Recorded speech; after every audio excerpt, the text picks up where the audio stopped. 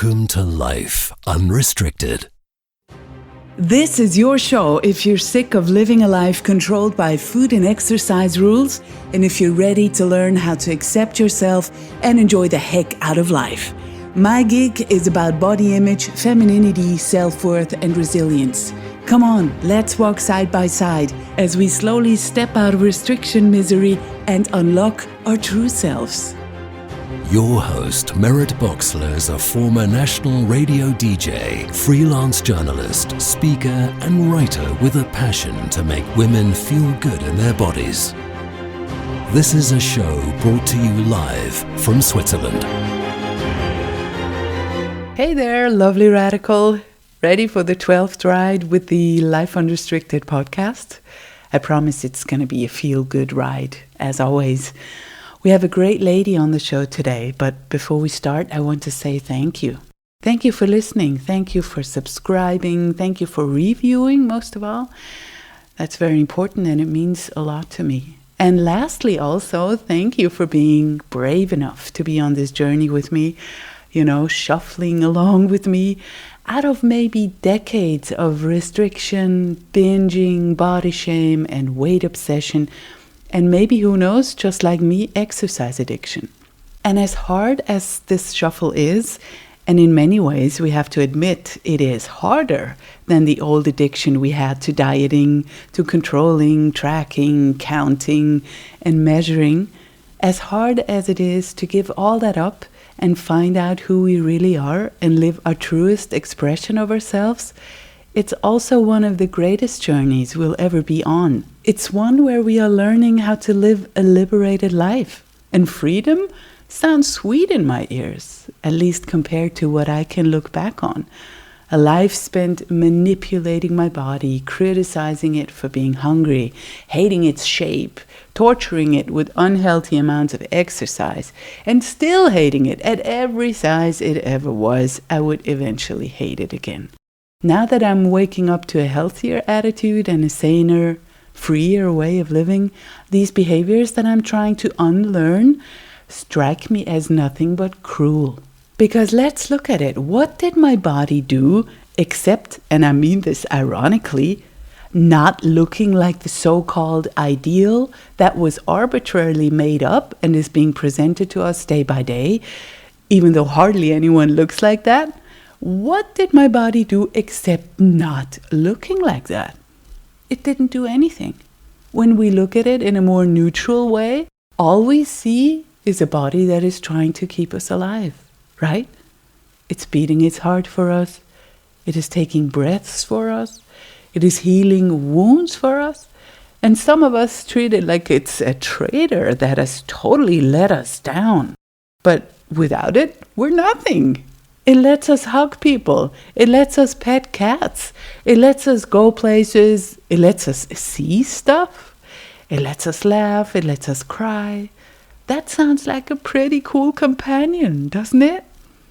And wow, all I ever did as a grown-up was trying to mold it into some other shape, simply because deep down there was this belief that I had to do that, because that's what women are supposed to do.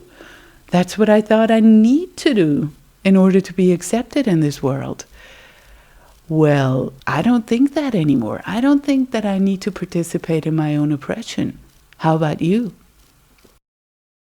Somehow I'm starting to really just shake my head at this silly notion. What do you mean women are supposed to stay preoccupied with their weight all their life instead of living it the way they really truly want to? Or instead of making a lasting impact maybe in this world? Are you kidding me? I never saw the programming I was running on, so I just followed along like a blind sheep, just as you do. I needed others to sort of wake me up to what was going wrong and to the fact that what I did in order to please others was really only hurting myself. And now that I know that, I can change. And it is hard. It is so hard. It brings up all the old fears. But well, I committed to the journey and on it I am. It's a long-winded way of saying, let's question some things. Let's be disobedient to a culture that doesn't have our best interest at heart. Let's live life as long as we are alive.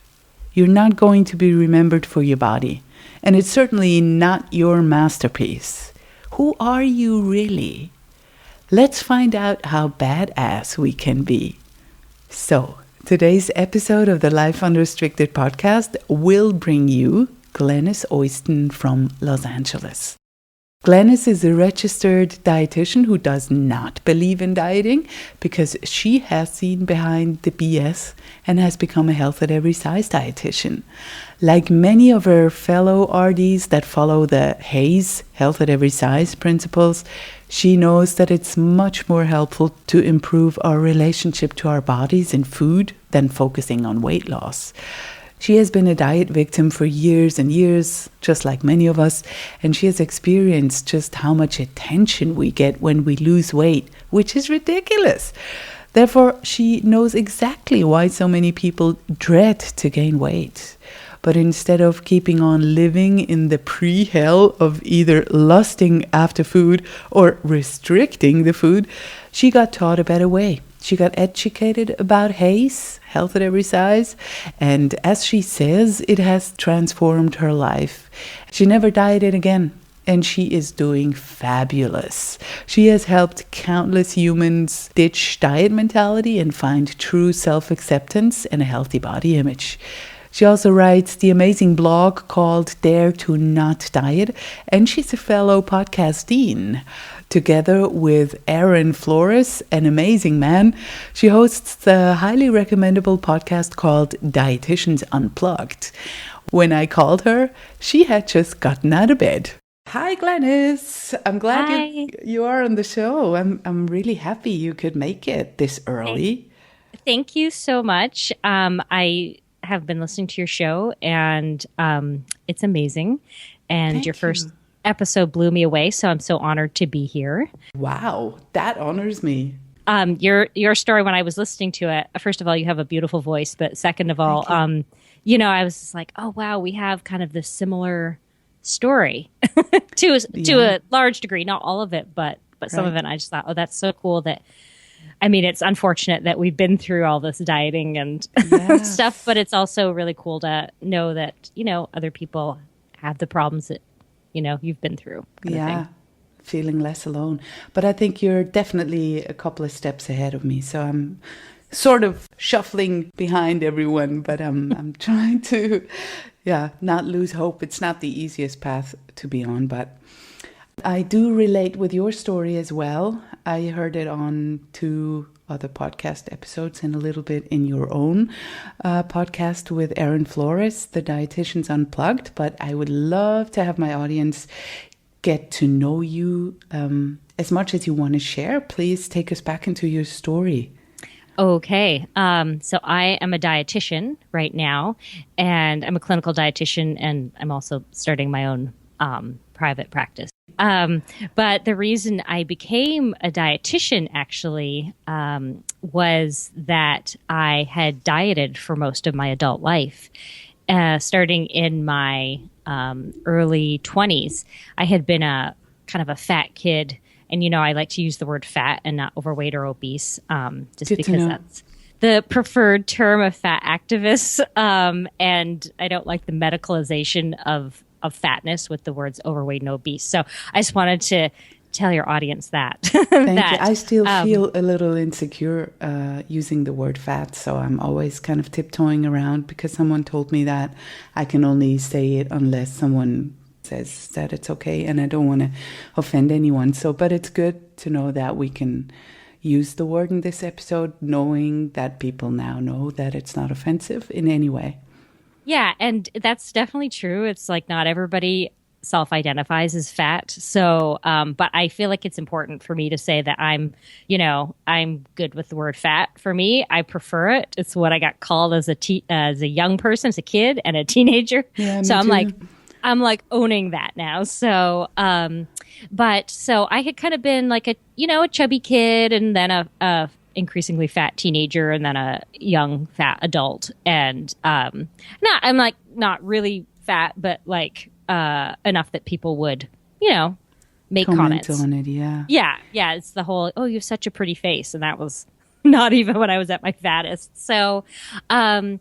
So actually, my relationship to food as a child was pretty strained. So when my parents got divorced when I was about 6, or they split up when I was 6, and I went to live with my mother full time, and she had been a lifelong dieter, and my grandmother had been a lifelong dieter. So she didn't put me on a diet, which was, I think, looking back now, I just think that was the saving grace of that whole situation. That's interesting, yeah. Yeah, but she wanted to be able for me to eat whatever I wanted. So it went the opposite way, and she was very casual. I think because she had such a complicated relationship to food, she wasn't entirely sure how to feed another human being, sort of in a secure fashion. So I ate by myself in front of the TV.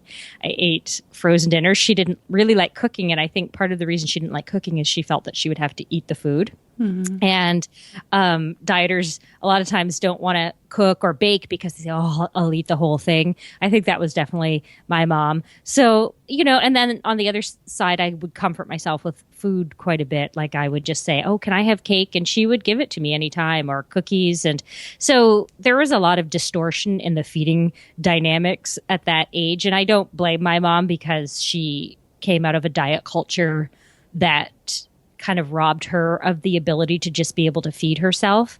And so it was really difficult, I think, for her to understand how kids needed to be fed. So I, became a kind of a fatter and fatter little kid because I could eat, whatever I wanted anytime. And kids don't really know what a real meal is. You have to, as a parent, you have to sort of provide that for them and that structure that they need. And so I didn't have any structure. So of course I grew up with a really weird relationship to food. I comforted with cookies and ice cream and cake a lot.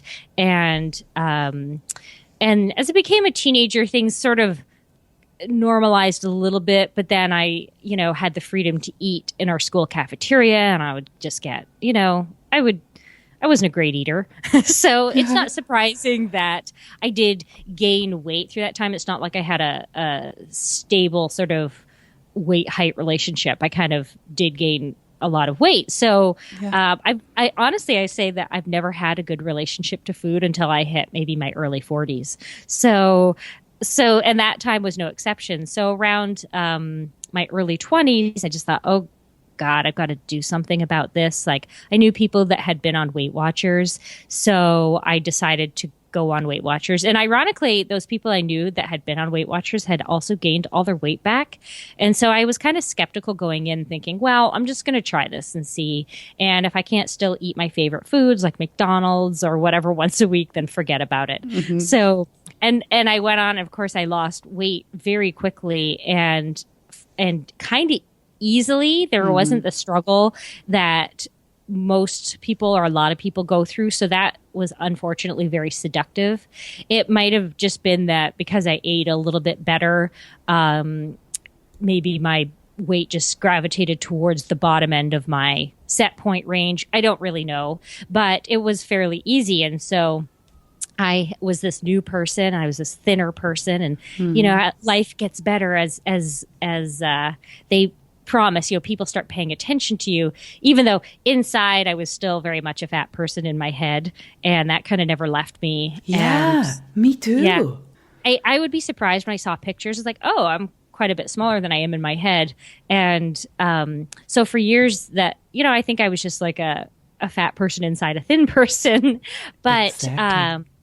The other thing that happened is as the years went by is that the ease at which I lost the weight and maintained it at first kind of disappeared. And, which is the typical thing that we see in statistics around weight loss, where people lose weight, but within 3 to 5 years, they start to gain it back or have gained it all back or have gained even more back. So I was starting to find it like, oh, my weight would slip a little bit. Oh, okay, well, I just need to get a little more restrictive. And then I started to, one summer, I just eliminated sugar because I thought that was going to help this health problem that I was having, that my health problem that was related to stress. I decided to cure with food. So I started to do the things that people do, which is get kind of weirder with food. So, oh, I'll eliminate this, I'll eliminate that. Oh, okay, now I would just keep going back to Weight Watchers and do the plan. And, so it's starting to get harder and harder. And then, of course, I hit my 30s and, your body is just changing. Your body changes as you get older. And I just thought, oh, this is getting much harder to maintain now. And I decided, well, the solution to that is to lose even more weight. I became really, really restrictive, regrettably restrictive with my diet. I just look back on that time and think, do you know what triggered that? Yeah, I do actually. I was kind of in, it wasn't a bad relationship. I was just not happy and I was really stressed. I just moved to a new country and I just had been playing at this thin person game for so long. And I was so afraid that, if I was anything other than this thin person, that I wouldn't have the life that I had. So there's it was a big distrust with everything, and so I was really unhappy at the time and I didn't understand what were the things that were making me unhappy. Like maybe it was the relationship, maybe it was the stress of moving to a new country. And I just decided the way to fix that would be to go on a diet, which is ironically the first time I went on a diet, my mom was very sick at the time and was just a few months from dying. And I realized there's a pattern of whenever things get really difficult in my life, the thing I went to was dieting because that was the thing that I could control. Yeah. So when my mom was very sick and I lost weight and I was, eating a certain way, that just gave me an enormous amount of satisfaction that at least I had one control over one thing in my life. And so, flash forward to my really restrictive dieting when I did lose some more weight and I was as thin as I had ever been in my entire life. And just eating, I was amazed at how little food I could eat.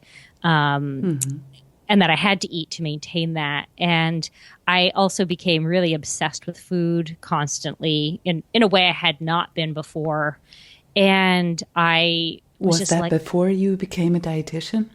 It was the reason I decided to become a dietitian. So I didn't really like the career I was in, which is I was sort of doing public relations. Like I was an assistant in a public relations office, and I was doing event planning. And I just thought, I really need to do something I like. And I thought, well, I'm totally obsessed with nutrition, and I should do that.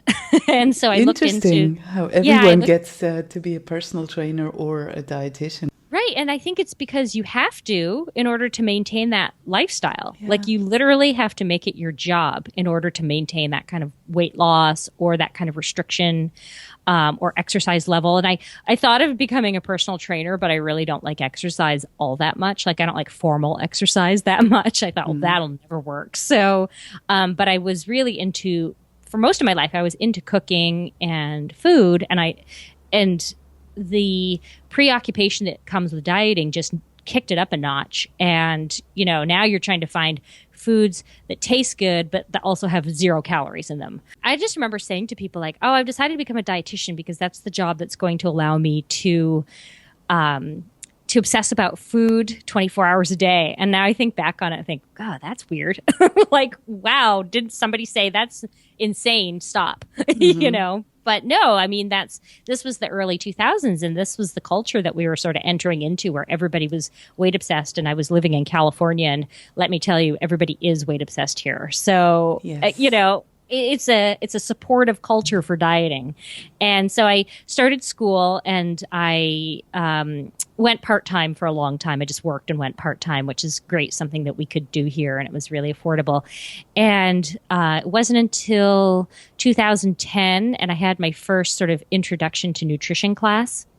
And I had a choice of 2 instructors, and I don't know why. I think it was because people had said this one instructor was a little bit controversial and she was kind of biased, but she was also kind of had interesting information. And I thought, okay, well, also this class fits into my schedule. And so I chose that class, and the instructor turned out to be a woman named Linda Bacon. Bam. She was on the podcast. I talked to her. So amazing that you can't be a coincidence somehow, right? I don't know. It was like the thing that kind of saved me. And she had like all this information I'd never heard before. Like, fat is not really the killer that we are making it out to be. The statistics just don't show that. The science doesn't show that. And I had to be honest, like I did not lose weight to be healthy, not at all. It was like strictly an aesthetic choice, and that in order to maintain the level of restriction I had been maintaining, I had to also make it kind of this scary health thing for myself. So, but I never believed it, to be honest. It's like, I don't care about health. I just don't, I have this intense fear of going back to being a fat person. Exactly. Nowadays, everyone puts it under the flag of health, but, we can call BS on that because usually we don't get healthier when we're skinnier. Right. And not everybody is meant to be a thin person. Mm-hmm. And I think people have done that to make it more acceptable to have weight stigma, basically to sort of discriminate, and it's like, well, it's not just about how you look. It's, your health. It's like, well, first of all, my health is not your business. Right. So yeah, we have to call total BS on that. So Linda's class was kind of amazing, and I went in a skeptic, but sometimes I say, like, I think that message really ended up resonating with me because, one, not only had I kind of gained some weight back, like really rebounded from my very restrictive dieting, but I was really hungry, and now I still couldn't eat very much. And I would sit in her class that was right before lunch, and I was starving, and I would count out my 12 almonds, like one Weight Watchers point. And yes. One day I just thought, this is crazy. And I was like, I want to eat. I want to eat so bad. And I want to eat what I want to eat, not, some, day 6 of some green gazpacho that I'm totally sick of and that does not fill me up. And, so I wanted to eat food. And I just realized like Linda's message made me angry that I had been duped into this thinking that like fat is bad, because I had been a fat person. And I do realize that part of why I ate that message up is that I was kind of made fun of when I was young, and you definitely realize, like, as a teenager, you have the wrong body. I think those are the years we really start to get those messages, like, oh, there's girls with the right body and there's girls with the wrong bodies. So, right. But I realized, like, that was the thing I needed to be angry about. I didn't need to direct it at my own body. And so I was just blown away by the concept of health at every size, that we could just try to be healthy without starving ourselves. And I just, from that point on, that was 2010, I just embraced it wholeheartedly. Like, what's amazing to me is this, I'm ready to give up the dieting. And I gave it up. Like, I went cold turkey without even knowing. I didn't know intuitive eating. I just didn't know what to do. But I thought, well, I know what not to do, which is no more restriction. How was that? Oh my God, it was like so scary. Yeah. I just remember sitting in a hotel room on a trip, like we had gotten a free pint of Ben & Jerry's ice cream, not Ben & Jerry's, the other one, 31 flavors, Baskin Robbins. I was just eating. I was like, I'm just going to eat this. And I was just eating it. I didn't eat the whole pint or anything, but I just remember thinking like, oh wow, I just hit the wall with ice cream. And I thought, really, there really is a limit to how much you can eat of a certain food. And I was amazed that for once in my life I'd hit it, because I never thought that I had a stopping point of food. I remember eating like this delicious dinner of fish and chips with my friend that I was visiting once. And she is such a highly internally regulated eater. And when she's done, she's done. And I just remember thinking, like, I never feel done. Like, I could just keep eating until I am ready to roll on the floor in pain. Totally. And that's because, when your body is below the weight that it is meant for it, it really fights very hard to get back to that weight. So it will induce those episodes of overeating and also give you that bottomless pit feeling that, a lot of people talk about, like, I'll just never stop eating. And it's like, do you know the likelihood of that happening? You are going to stop eating that. Trust me. You might not feel. I think it's because we do experience those. I experience the binges every time I allow something. It goes mad. So that really takes away the trust, and it makes me go, see, I knew it. I had to be controlled. I knew it. I have to go back to this and that, or restrict certain foods because I'm really not safe around them. But that's a good point, because I think I now believe that there's no such thing as a food addiction. But there is this mistrust because you know that you have binged on cookies, ice cream, whatever your wee food is. And if you have this experience in your head, you really do not trust when someone tells you, yeah, it's going to stop.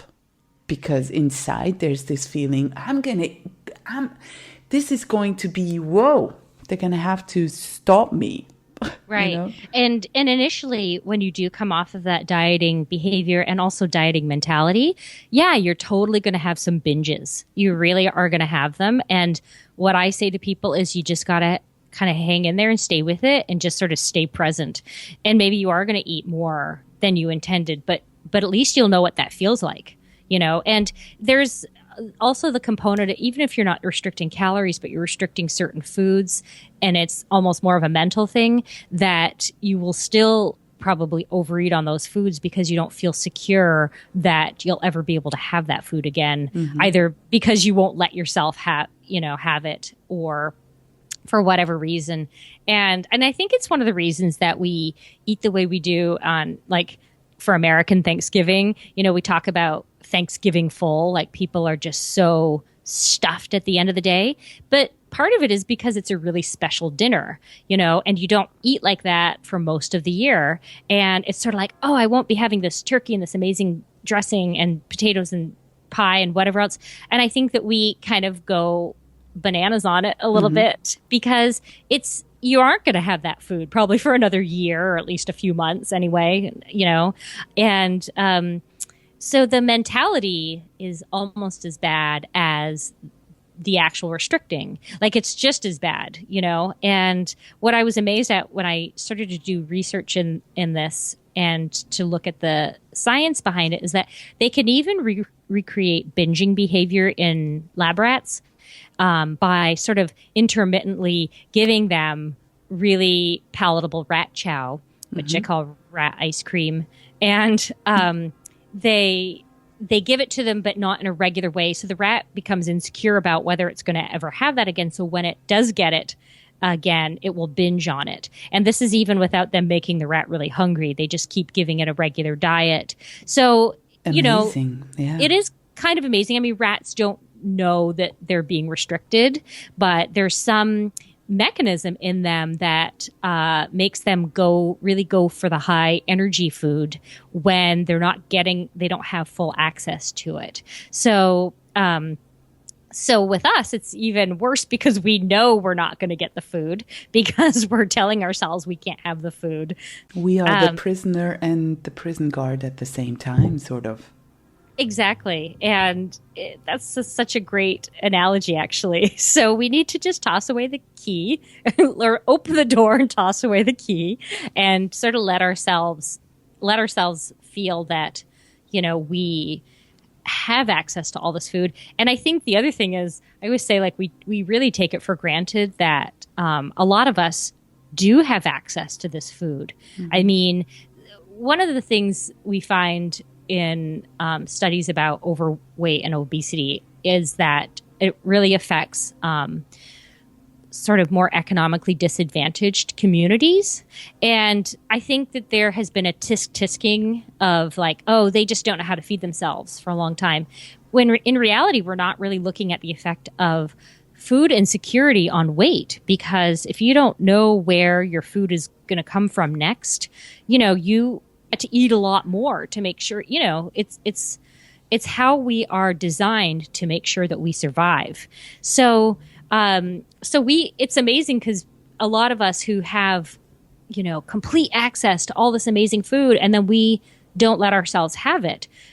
we're putting ourselves on a food famine situation, and our bodies really fight against it.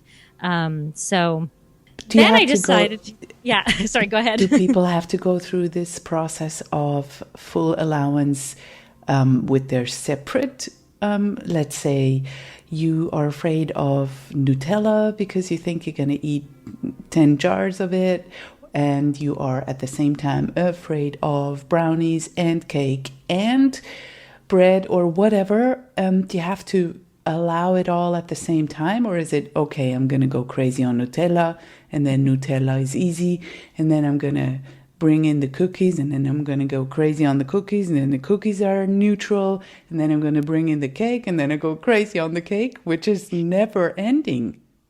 That is a good question. And I think that for somebody who's really restricted on so many different kinds of foods, Erin and I in our podcast talked about, maybe don't start with your scariest food that is the top of the list, like I just will never stop eating this. Start with a couple of notches down on the list, and maybe see how it goes with what the technique is called stocking. So you stock your cupboards with so much of that food, more than you could ever possibly eat in one setting, so that you feel really secure with knowing that you're not going to run out of that food if you go on kind of a binge, and sort of to allow yourself to eat as much of that food as you want, And so I would definitely suggest maybe not, like when I went cold turkey in all the foods, but my problem was not that I was afraid to eat certain foods. My problem was that I wanted to eat all those foods all the time. And there was just this tiny little, weak gate holding me back that just needed to burst open, and I was ready to eat everything. But for people who really have fear of allowing foods, I would say that, start with something, but maybe not everything first, because it can be really defeating, I think, to just be stuck in a binge. And, you really need to get feeling okay about the food to really have it be liberated. You can't kind of say, well, I'm eating it, but I still feel bad about it. So I would say, but that's hard to do, because the voice comes automatically. If the internalized fat phobia is still active, you right. Pretty much are on the losing track, because then the voice is going to come and it's going to make you overcompensate or say, no way, I'm not going to do this again.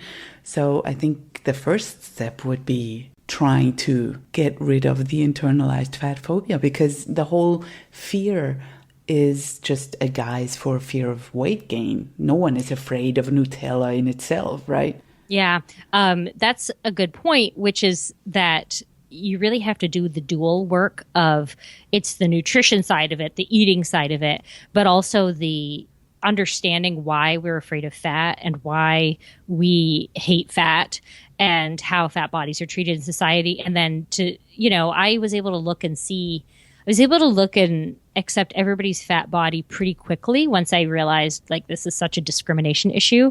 But it was much harder to be able to accept my own body as it was rapidly gaining weight after such a long period of restriction. How did you not fall back into the diet mentality when you watched your body change? I often ask that of myself, and I realized that I gave myself a choice. I said, all right, well, do you want to diet again? And I just remember thinking that was one of the most horrible times of my life, being so restrictive. And dieting had been something I'd fallen back on as a form of safety and comfort. And I realized that wasn't comfortable for me anymore, that the level of restriction I would have to do, just when I thought about it, it made me want to cry. And I said, well, you're not going back to that. So I weighed it and I said, well, okay, I can just let my body be what it is, which I didn't know what it was going to be. Like, I didn't know how much weight I was going to gain. And I regained more than I ever thought I was going to. Like, I really thought, well, I maintained this lower weight for so many years, that maybe that's my normal weight. I didn't know what my normal weight would be, my own personal weight set point would be at that point. I don't either. Mm-hmm. Yeah. And so I just kind of hung in there, but I was really lucky. I had some support when I transferred to my 4-year university for my nutrition program, there was an instructor there who she was had a very similar story. She had dieted her whole life, but she was thin, but she was now very intuitive eating and health at every size oriented. And she was like such a support. And so my whole class was kind of familiar with health at every size, and became more so as I became very vocal about it, I think. And so I had the support around me, and but I also have have a supportive partner who was just like, I'm going to love you no matter what size you are. And I think that was such an enormous relief for me that I said, you know what, screw it. I am just going to go for this, because I'm sick of living. I just can't live under a diet anymore, because it's like I'm not accomplishing anything in my life that I want to, and all I can do is think about food constantly, and it's it's a horrible life, and it just sucks to think that I'm the one that has to work so hard to get everybody's acceptance, but meanwhile I don't even get the prize cookie at the end. I can't eat the trophy. Yeah, but I think it's really crucial to have this support. And if you don't have a relationship, or as many people say, having a critical partner who goes, it's about enough now, or you should watch this and that, or someone who doesn't believe in the HAES principles at all, I think it's so hard to stick to it and face possible separation or rejection. That's the underlying fear. We've been using food or not eating as a coping strategy. So I think it's very important to have a relationship that is supportive, and not everyone has that. That's so true. I just recently received an email from somebody who was just sort of asking, saying like, this is the, story. I regained all my weight. My husband didn't. And now he's sort of stuck on this dieting track, and she wants to do a health at every size thing. And he's really criticizing her for that. And it was, my advice was like, get to a marriage therapist ASAP, and somebody who's, familiar with the health at every size principles. So, which is not always easy to find, but there is, if you go on to Facebook, there are communities where you can find these people, and the HAEScommunity.org is also a place where you can find these therapists that, are more familiar with health at every size. So it was heartbreaking to hear that, because, that's the big fear, right? That all your acceptance to society and your relationships are based on being in a thinner body. And did you read Jess Baker, the militant baker? She wrote something about body currency. All of a sudden you lose all your body currency. And it's a fact, a sad fact. I love that analogy that she used, and that she also talked about why people are so angry at fat women when they're confident. It's like, you got the body currency, but you didn't work for it. And Exactly. We're all sitting here working really hard and getting hungry. And I remember feeling like that. I remember just thinking I don't get these fat girls who are totally confident. How do I get to be that, And it's a lot of hard work and a lot of,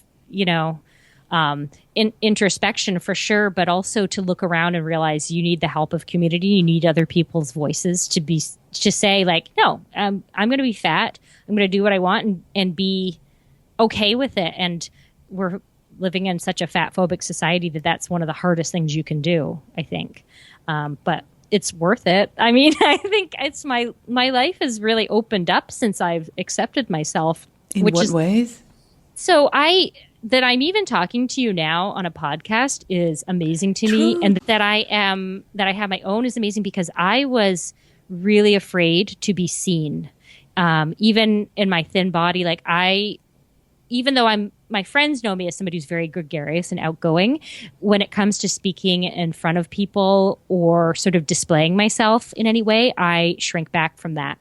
Totally. And when I decided on radical self-acceptance, I kind of started throwing myself into these risky situations, I'm going to have a blog and put myself out there. That was a little bit scary for me. And it's been amazing, such an amazing experience. And then, last year when Aaron and I are friends, the person I have a podcast with, and we were trying to think of ways that we could work together. And I said, well, hey, I heard you on a podcast. Let's have a podcast.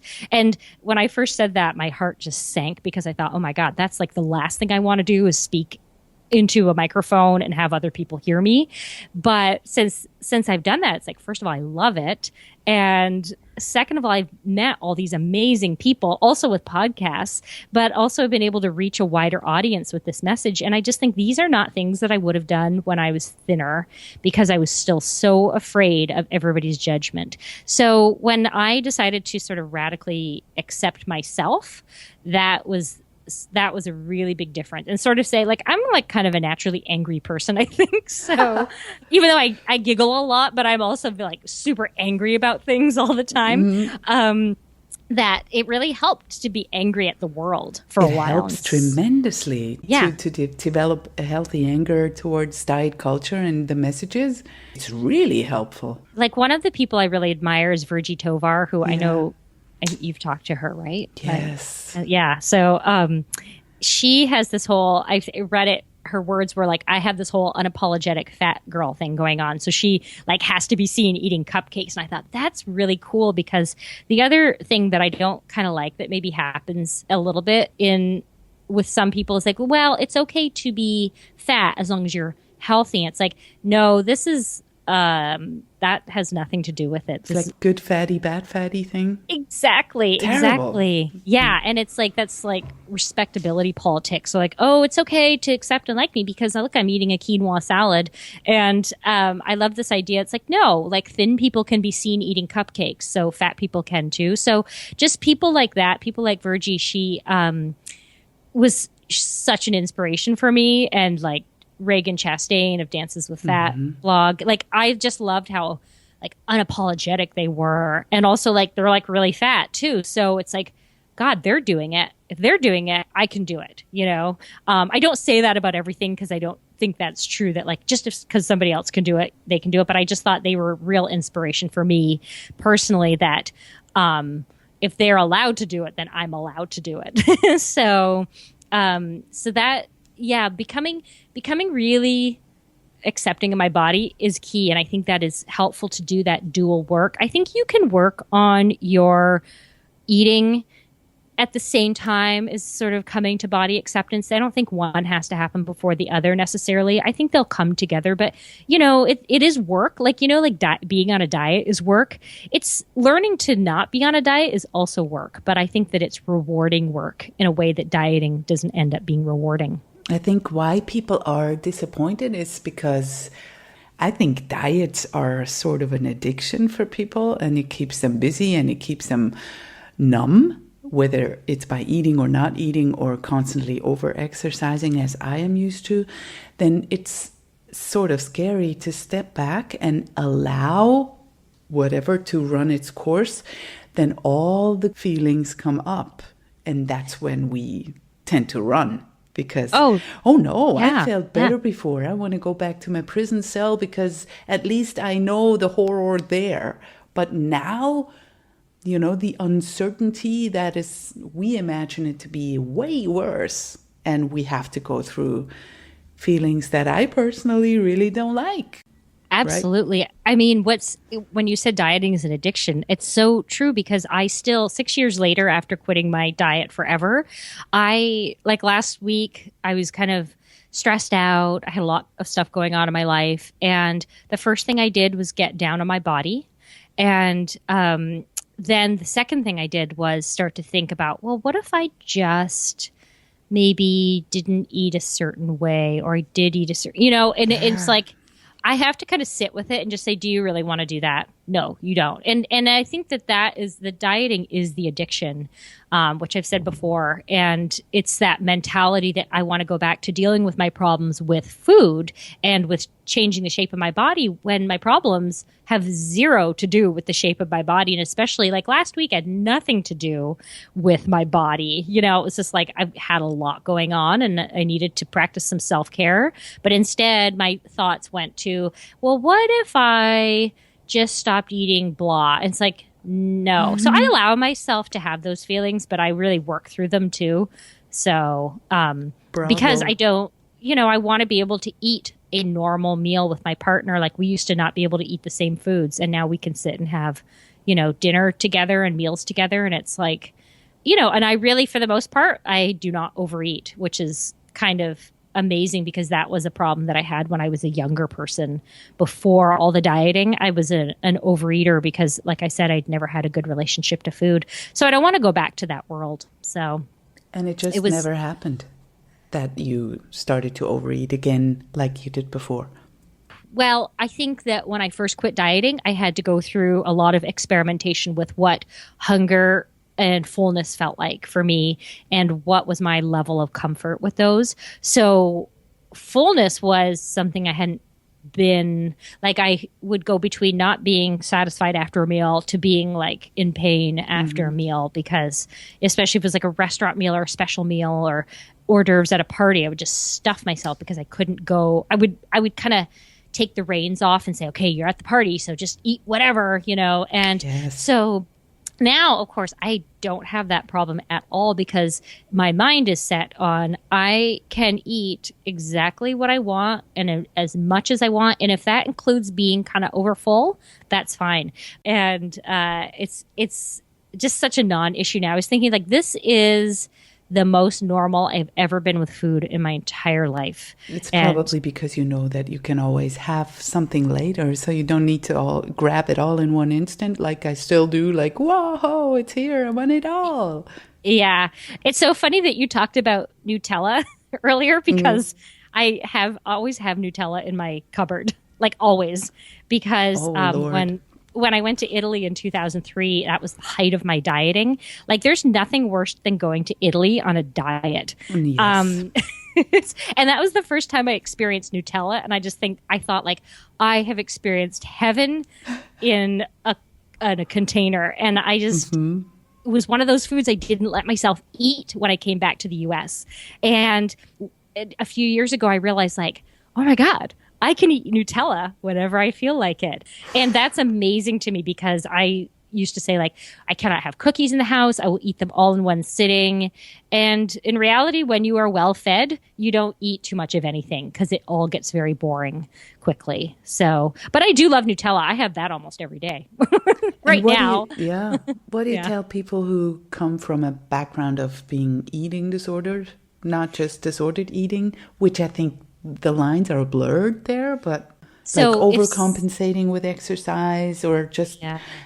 with people with sort of anorexia nervosa, you can't start with intuitive eating or eating confidence with them. They really need to go through a treatment where often they have a food plan. So to make sure that they're getting enough and to get them used to eating more. So it's a really different path. I think first, if you have an eating disorder, you really have to get treatment for that initially so that you're not in danger. And it's just too hard to start them with intuitive eating. And I think with binge eating disorder, I think a lot of people are trying to, a lot of non-health at every size people are really trying to treat that with more restriction. Yes. Yeah. It doesn't work. No, it doesn't work. And I have had friends that went through Overeaters Anonymous, and I think that they have really just developed an eating. My one friend that I'm thinking of from a long time ago, I think that he probably just developed an eating disorder, which is how he maintains his weight. But that, abstinent programs work, I think, for substances that are not socially acceptable in everyday situations. Like you don't have to have alcohol to survive. You don't have to have drugs to survive, but we do have to have food to survive. And we are faced with choices every day. To say just don't have those, it's like that goes against every biological and physiological and psychological process that we have going on to make sure that we're getting fed. So I think with binge eating disorder, you don't want to start with more abstinence. And I think that the liberating of foods is probably pretty important for that. But I went through a lot of binging myself when I was dieting. Yeah. I have a friend who, she was listening to the podcast and then she said something like this. She said, yeah, but what about food addiction? I can't have this and that because, food addiction. And I'm pretty sure that there's no such thing as a food addiction, but I ran out of good points. So it's a good good time to ask you, do you believe there's such a thing as food addiction at all? I think to some degree it's creating that feeling, because I felt like I was addicted to, like M&Ms were such a thing for me. Like I remember this guy that I worked with kept a big jar of M&Ms in his office, and another guy kept a big jar of Hershey Kisses in his office. And I would kind of go between the two, and I just felt like I'm maintaining. It was like, I'm just maintaining. I mean, I was just like, okay, I just have this much, but I won't have any more. But then I would want to run back, and I felt addicted to it. Like when I was eating them, I wasn't even tasting the food. Now, the irony is, since going through this process, I think that Hershey's chocolate does not taste good. And I cannot believe that I ate so many Hershey's Kisses. You guys just don't do chocolate. Sorry. We don't. I know. We don't. And I always get this Trader Joe's Swiss chocolate or Belgian chocolate or stuff. And it's like amazing. And that's my chocolate of choice. And if somebody offers me a Hershey's Kiss, like no problem turning it down, because I don't like the taste of it. And I don't really like the taste of M&Ms either. Like once I started tasting my food and really just being committed to really tasting things and to allowing things, I just realized like, oh, I don't even like half the sweets that I thought, and I'm not addicted to these. I was just hungry. So your body will make you feel addicted if it's just really trying to get you back to a safe weight.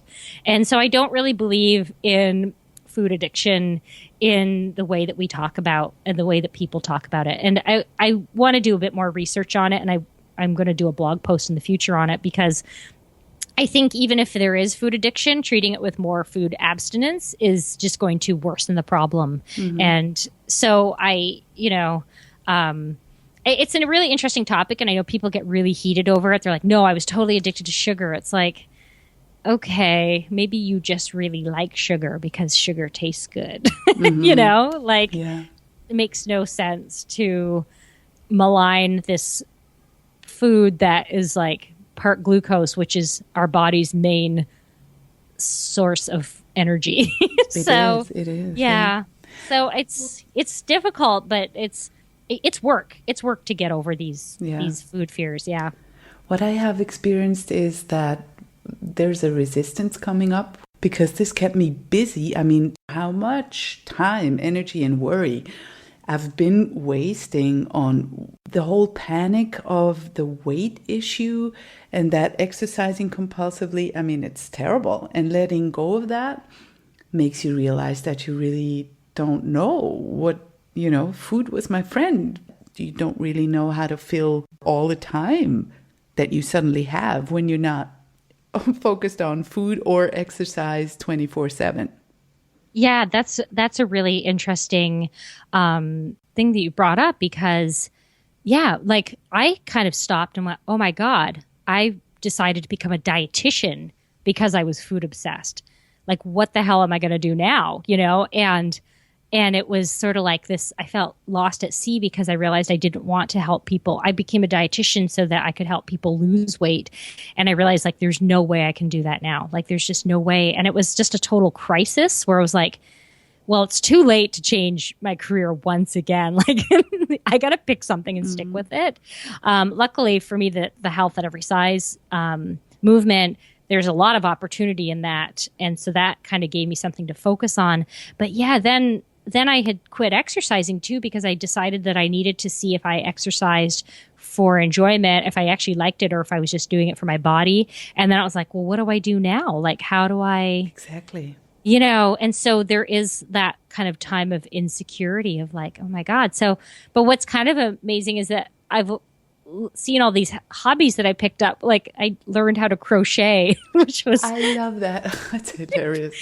I'm not really doing it now, but I was in this really long meeting that it was like so handy to be able to do that. And I realized like, I just did not have time to do that before, because I'm so obsessed with planning my meals and my diet and thinking about food. Like, there's no way I could have just sat and learned how to do something like that.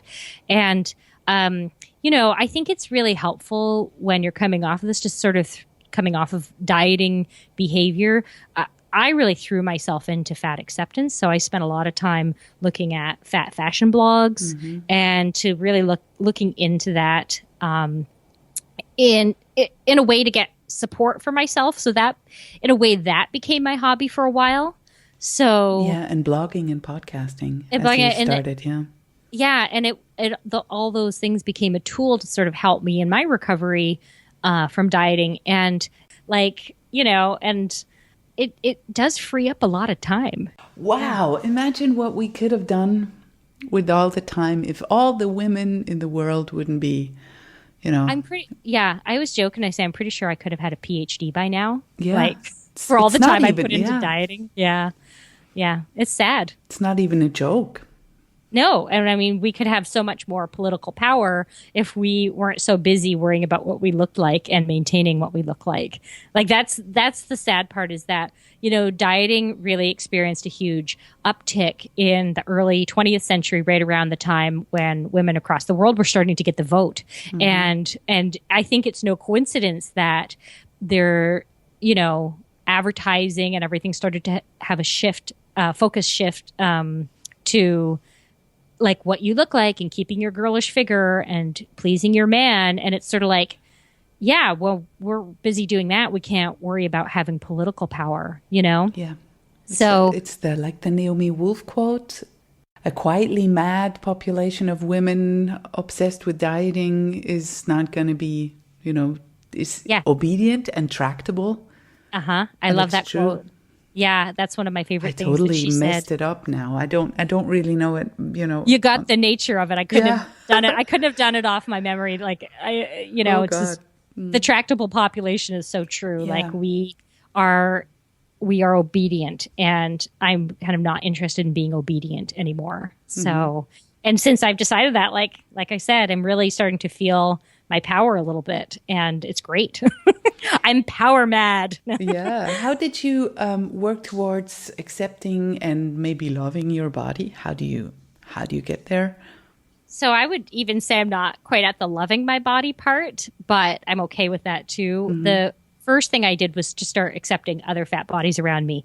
So it was step one, like looking at everybody else and seeing them in a neutral way, and then seeing them in a positive way. So when I first stumbled on fat fashion blogs, I was astounded. I was like, oh my God, there's all these fat women out there who have amazing style, and they are not afraid to wear things that show their visible belly outline, and to hug their fat. And that was so radical for me to be able to dive into. And there's so many fat fashion blogs now that you have, your pick.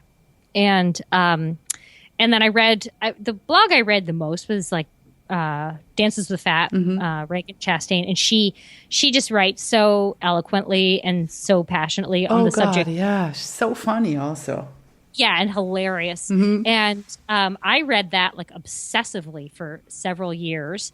And so the first step was just to neutralize this idea of fat being bad, like forget about it. So then the next step was like, a lot of insecurity with my own body. And it was like I said, rapidly changing, which was like, I'd get to one size and I'm like, okay, I'm done gaining weight. Yay.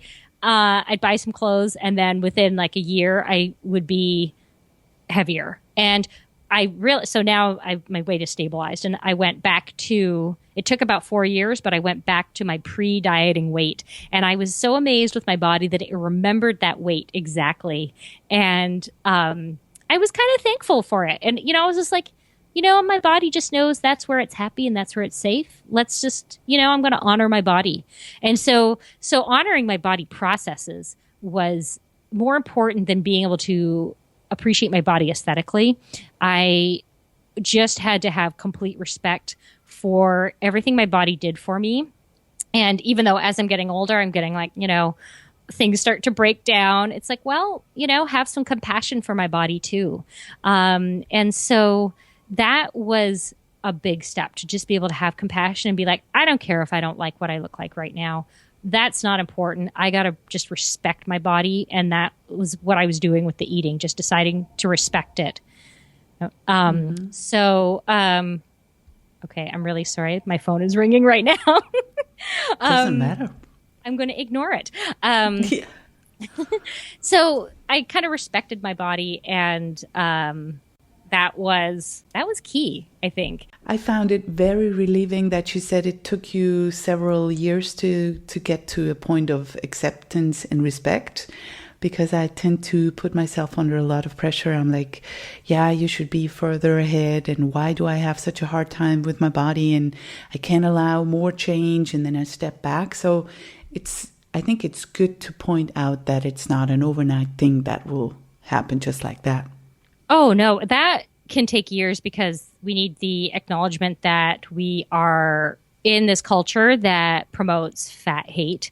And so you're not just fighting against how you feel about your body. How you feel about your body is really shaped by the culture. So you're fighting a huge culture of hate. And so it can take really years to be able to get over that. And I think that you have to have a really, dedicated path to that. You just have to say, like, I'm going to do it.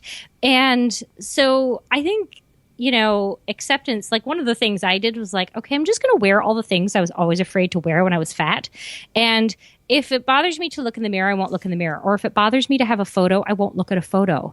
But I'm just going to wear these things because they make me feel good. So it was sort of like doing one part of it. I didn't have to look and go, oh, I this looks great, or this makes me look thinner, or whatever. I just wanted to be able to wear the things. Like, I didn't want to be stopped by things. So by the culture.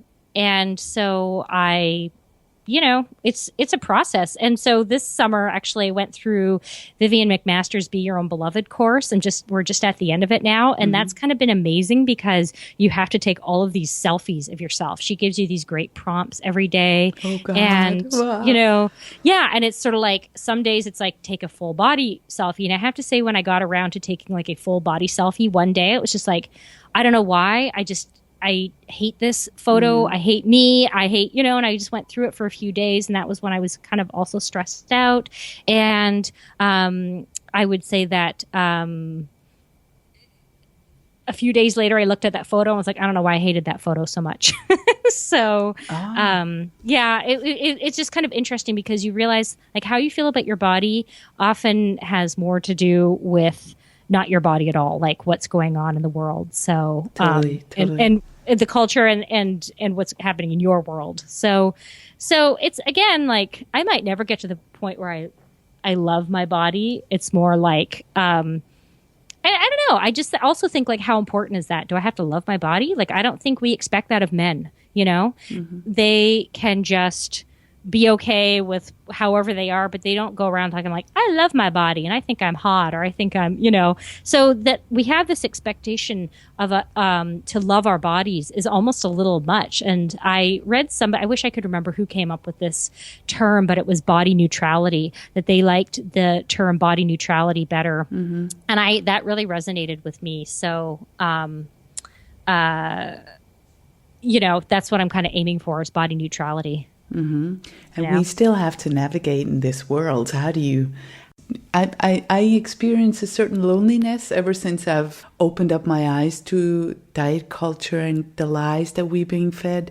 And I noticed that so many other people, almost everyone I know, is still totally engulfed in all of this. And it makes me feel very sort of isolated. And my life, or the full acceptance, sort of happens online. Does that happen to you too? Oh, absolutely. I mean, the online community is really the most important thing, I think, because in my real life, I don't have the same level of support. Like, I think I'm with a lot of people that are okay with fat bodies, and especially at work, which is kind of nice. At least, it's kind of interesting. The dietitians I all work with are actually pretty accepting of health at every size and different size bodies. So that's kind of nice knowing that that's okay.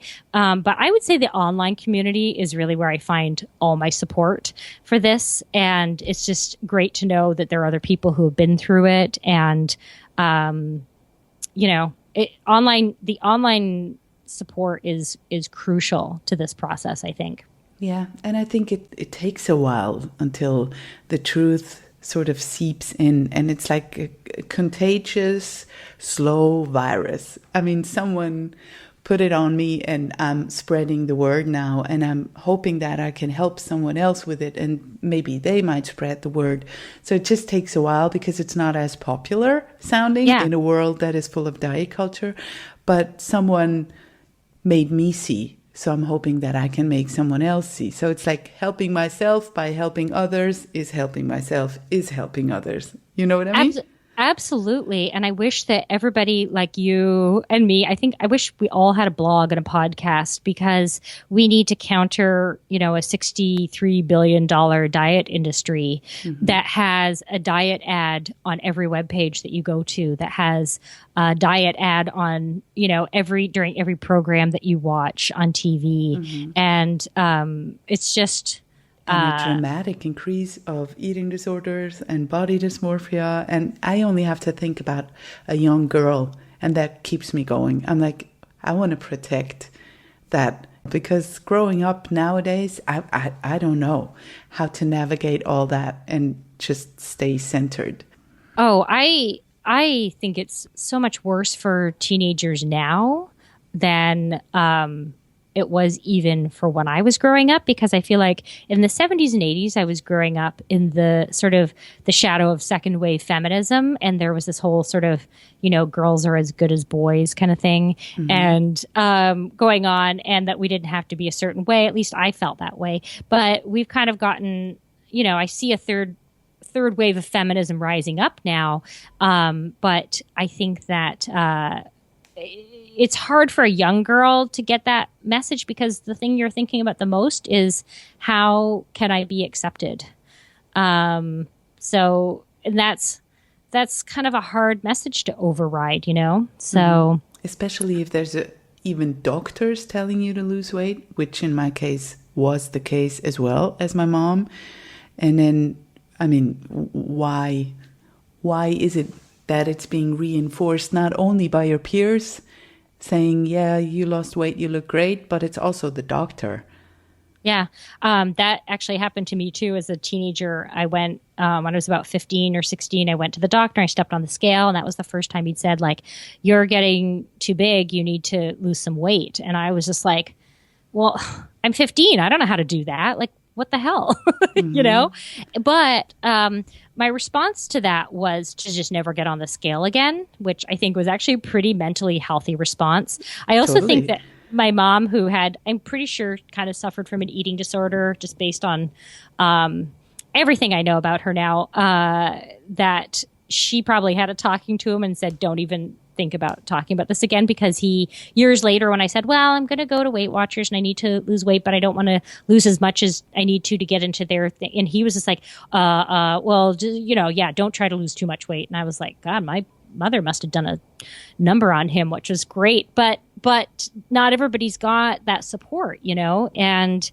it didn't matter, because in the end, I still went on to diet. But at least I didn't diet as a teen. So I think that, what do we do for young women? And even now it's affecting young men, but this expectation that you are supposed to have a certain kind of body, It's terrible. Everyone is so appearance fixated. It's the first thing that will go. We're going to all wrinkle and die. Yeah. That was the great thing that my partner said to me. He's like, at some point, nobody's good looking anymore, right? Like over 80 or whatever. It's like nobody needs to be worrying about being hot. But, I've heard of and met ladies that are well into their 60s, 70s, even 80s, like still worrying about their girlish figures. It's like, hey, the girlish part went a long time ago, so maybe you can just let up on that kind of thing. Like, really, we're still worrying about this?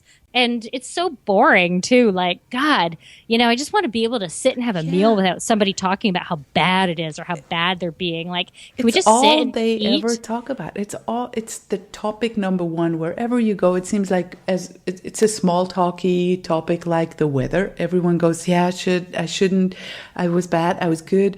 Yeah, I should lose some weight. Yeah, did you hear about the new detox, blah, blah, blah. And then it's like, if you don't want to participate in that, you're the odd one out. Yeah, no, that's definitely true. And that's sort of what it's like in California as well. Like, it's just so normal to be weight obsessed and food obsessed. And that, it's depressing. It's like boring. Can we talk about interesting things, please? Like, I'll even talk about movies. Honestly, let's just talk about anything interesting. And it's sad because when I started dieting in the 90s, I kind of did it in secret. Not that dieting behavior wasn't, totally rampant, but I did it to be normal, so I could be like this thin person. Yeah, who didn't. And so I think you could still have a conversation that wasn't about food back then. And now it's like you cannot. Yeah, I know.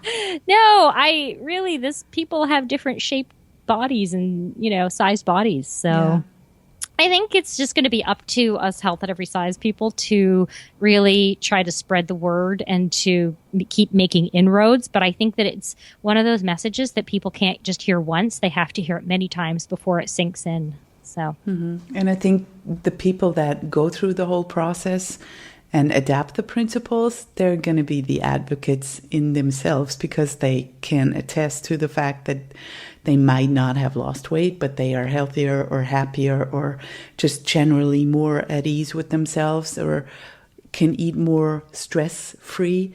So I think they will tell the story and then someone else might be interested. How do you do that? How come you're so happy?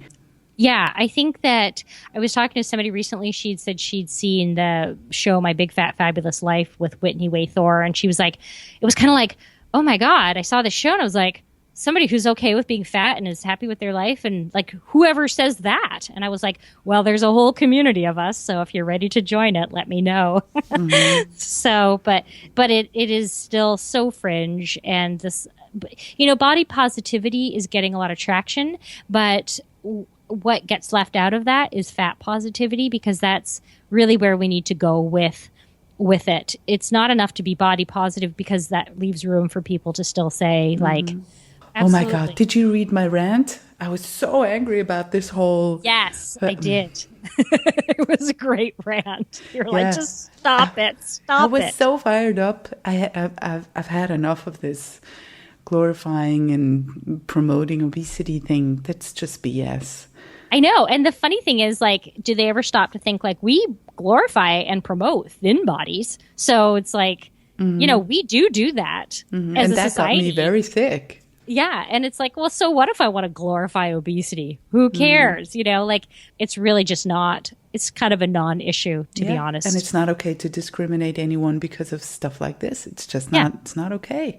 Yeah. No, I think it's human to see that. Why? I mean, I like that Virgie Tovar says, let's not call it bullying, and let's call it what it is, which is emotional violence. And I thought that was such a great statement that she made. It's like bullying just kind of, makes it seem like, oh, it's not a big deal. But in reality, this is emotional violence that we're all experiencing. And you're right. It's not very human of us, And it doesn't help anyone either. So it's pointless and it's a waste of time, and we'd rather focus on trying to be kinder, because that will also make us kinder towards ourselves. So, a positive spiral instead of a negative spiral. But yeah, I guess it takes people like you who stand in for the right values and then spread the word and get people infected and on board, and then more kindness. And you too. Aw, thank you. Yeah. If people want to work with you, how can they find out more about you? Yeah, so you can just go to my website, daretonotdiet.com. Everything's there. That's how to contact me, how to work with me. And I am doing some coaching now, online and phone sessions. We also have the podcast, Dietitians Unplugged. I have that with Erin Flores. So we enjoy doing that, and I hope people enjoy listening to it. So, I put everything in the show notes over at lifeunrestricted.org. And I have a final question for you, dear Glenys. So what would you like to be remembered for? Oh, gosh, that is a really good question. Okay, I did think about this recently because I've realized that as I'm getting into my 40s, like, you can't be recognized for being good looking or thin your whole life. That's just a kind of stupid thing to be recognized for me personally. I think I really want to leave the legacy of that. I really kind of fought for people, fought against injustice of any kind, not just fat, fat discrimination, but really any kind of discrimination. I just recently feel like I've fully awakened to how unjust the world can be to a lot of different people, and that in reality it's just only for a very small segment of people, at least here in the US and probably a lot of different places, and that I just kind of want to keep working towards making it a more just world for everybody. So I guess that is kind of the thing I want to be remembered for. Yeah. And and one blog at a time, I guess. I'll just keep at it. This was an amazing conversation. I thank you so much for your time, for your morning time. Yeah, no problem. It was so fun to talk to you. And this was fantastic. And I'm talking like to you halfway across the world. That's so exciting. Technology is cool. Yeah, that's what I thought. I'm like, wow, we're an ocean apart. She's sitting there in her PJs and I'm almost ready to, put on my PJs again. It's lovely. Yeah. Thank you so much for connecting and for being connected also online, because it really carries me and it really gives me a lot. And I want to thank you and acknowledge you for your work. Thank you so much. And thank you for the work that you're doing too. It's just like we need all the voices we can get. This was today's dose of badassery from Life Unrestricted. Find the show notes with links to everything we mentioned in this episode over at lifeunrestricted.org. And if this show is making you feel good, awesome, make sure to subscribe and please let others feel good too. By leaving a 5-star review on iTunes, you'll help make this show more visible and therefore more accessible for others. You're the best. Thanks.